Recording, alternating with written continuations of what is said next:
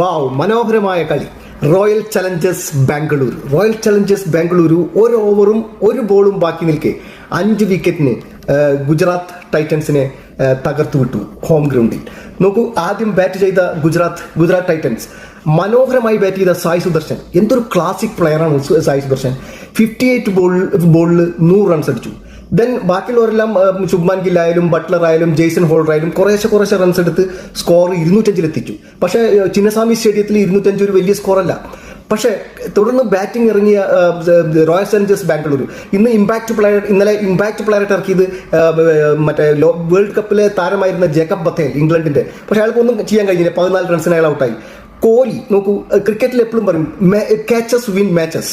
അത് വളരെ ഇമ്പോർട്ടൻ്റ് ആണ്. നോക്കൂ, കോഹ്ലി 0 നിൽക്കുമ്പോൾ ഒരു പഴം പോലെ കൊടുത്ത ഒരു ക്യാച്ച് വാഷിംഗ്ടൺ സുന്ദർ വിട്ടുകളഞ്ഞു. ആ കോഹ്ലിയാണ് ഇന്നലത്തെ കളിയിലെ താരം. 44 ബോൾസിൽ 81 റൺസ്. നോക്കൂ, മനോഹരമായി കളിച്ചു. 8 4s and 4 6s. അത് കഴിഞ്ഞിട്ട് വന്ന ദേവദത്ത് പടിക്കലാണെങ്കിൽ ആകെ അടിച്ച് കളിക്കുന്ന രീതിയിലാണ് ഇപ്പോൾ അവരുടെ കളി മുഴുവൻ.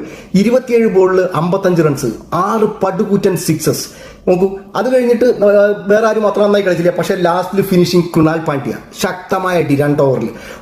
ഒരു ഓവറും GTയുടെ 205 റൺസ് മനോഹരമായി ചേസ് ചെയ്ത് 5 വിക്കറ്റിന് RCB ജയിച്ചു. ഇപ്പോൾ പോയിന്റ് നിലയിൽ നോക്കൂ, അൺബീറ്റൻ ടീമായ Punjab Kings on top, second royal Challengers Bengaluru, third Rajasthan Royals, fourth Sunrisers Hyderabad.